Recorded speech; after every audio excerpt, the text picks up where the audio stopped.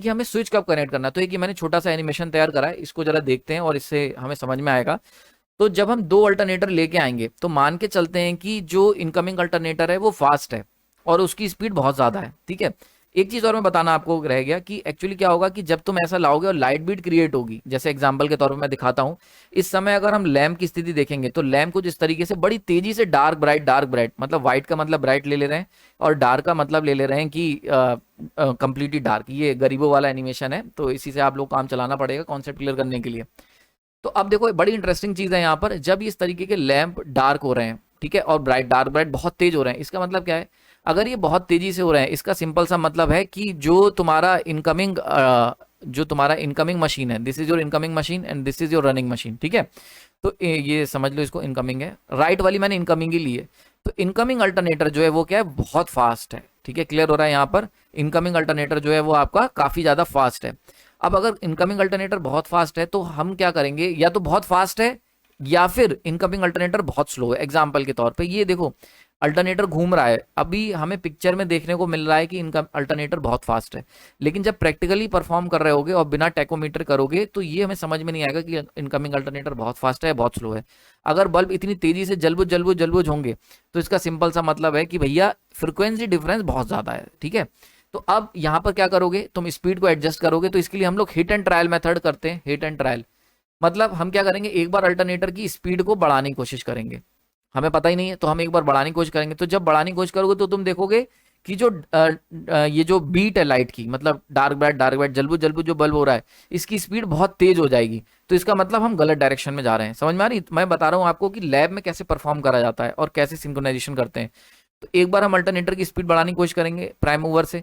तो जब स्पीड बढ़ाने की कोशिश करोगे तो ऐसे में क्या होगा, बहुत तेजी से जलबुझ होने लगेगा। इसका मतलब हम लोग क्या है, हम लोग रॉन्ग साइड में जा रहे हैं। तो ठीक है, तो हिट एंड ट्रायल में यही ऐसे ही होता है। तो अगली बार क्या करेंगे, हम लोग अल्टरनेटर की स्पीड स्लो डाउन करने की कोशिश करेंगे, ठीक है। तो जब स्लो डाउन करने की कोशिश करोगे तो ये जो जलबुझ हो रहा था, इसकी स्पीड स्लो डाउन होती चली जाएगी। स्लो डाउन होगी मतलब अब हल्के हल्के जलबुझ होगा।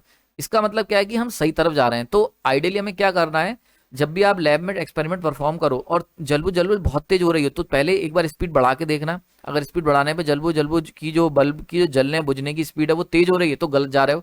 तो क्या करना, रिवर्स डायरेक्शन में, यानी कि अल्टरनेटर की स्पीड को स्लो करने लगना, इनकमिंग अल्टरनेटर की। अब देखना कि क्या जलबुझ बल्ब का जो हो रहा है वो स्लो डाउन हुआ है। तो अगर स्लो डाउन हो गया, इसका मतलब सही तरफ जा रहे हो। तो ये तब तक करते जाओगे जब तक बहुत ही हल्के जलबुझ हो, एंड देन हम लोग इसको कनेक्ट करेंगे। तो जरा देखते हैं, इसी को मैं आपको करवा के दिखाता हूँ। तो जैसे आपने देखा, अब क्या करेंगे हम लोग, जलबुझ अभी जो फर्स्ट वाला केस है, पहला केस बिल्कुल लेफ्ट कॉर्नर वाला, इसमें आप देखो अल्टरनेटर बहुत तेज चल रहा था तो जलबुझ बहुत तेज हो रही थी।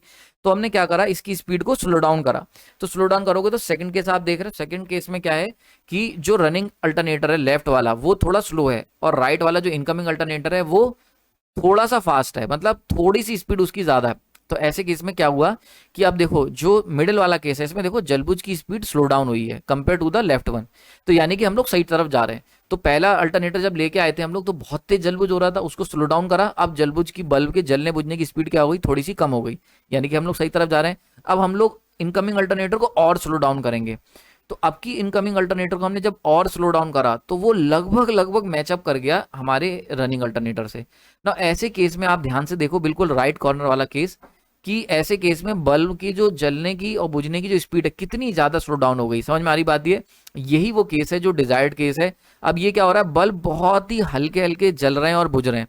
तो अब यहाँ पर यही वो केस है जहां पे हमें स्विच को कनेक्ट करना है। अब इसमें स्विच को कनेक्ट कब करेंगे, इसमें हम स्विच को कनेक्ट करेंगे जब मैक्सिमम डार्कनेस का केस होगा, जिस समय मैक्सिमम डार्कनेस हो रही होगी। समझ में आ रही बात? ये तो जिस समय आपकी मैक्सिमम डार्कनेस हो रही होगी एट दैट पर्टिकुलर मोमेंट, जैसे देखो अभी यहां पर हो रहा है, अब जैसे ही मैक्सिमम ब्राइटनेस मैक्सिमम डार्कनेस का केस होगा, जब बल्ब बिल्कुल डार्क हो जाएंगे, तब हम स्विच को, जो हमारे स्विच थे, यानी कि अगर हम इनकी बात करें एग्जाम्पल के तौर पे ये वाला स्विच जो है, तब हम स्विच को एकदम से क्लोज कर देंगे in case of maximum darkness. और इस तरीके से डार्क लैम्प मेथड को परफॉर्म किया जाता है।